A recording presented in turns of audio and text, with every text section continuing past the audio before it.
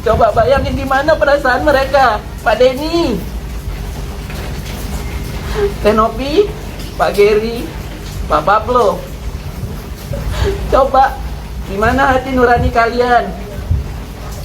Ini perlakuan kalian untuk terhadap orang kecil. Coba orang sakit dibully habis-habisan. Coba gimana perasaan kalian? Aduh, kadang-kadang lelah juga dengan kehidupan seperti ini. Agus merasa sedih gitu ya untuk di saat ini. Kenapa Agus merasa sedih gitu ya?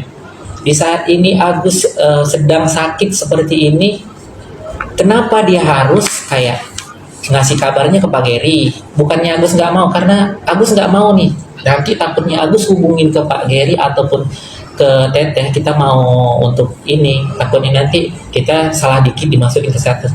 Agus kepengen tuh coba gitu, jangan nge-WA doang, habis itu bersurat. Kalau misalnya dia datang nih, Gus seperti ini nih, seperti ini gitu, kan Agus juga enak gitu kan.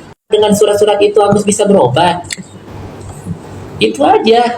Ya Agus sangat menyayangkan gitu.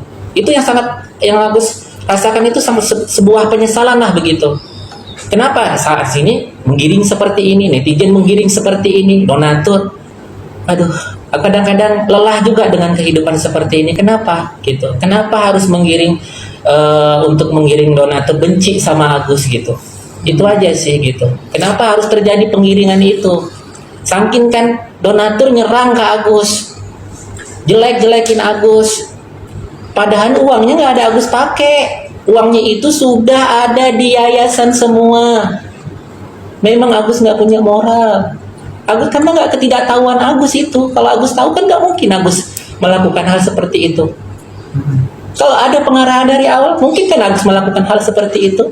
Emang yang Agus kerjakan salah. Sekarang begini, Agus memberikan ke Wawa itu kan untuk Agus, niat Agus untuk tempat tinggal Agus. Agus bakalan lama di sini. Karena yang ngerawat Agus itu ada Wawa, ada anak-anaknya juga. Aku ngerasa ya udahlah gitu. Ini kan untuk kesehatan Agus juga gitu. Itu aja yang aku sangat sayangkan. Untuk Pak Geri, harapan aku seperti itu. Pak Geri sendiri yang berjanji sama Agus itu dititipkan. Tapi malah dibuat Agus ini mata Agus sampai ketutup. Gitu. Sedih loh rasanya begitu.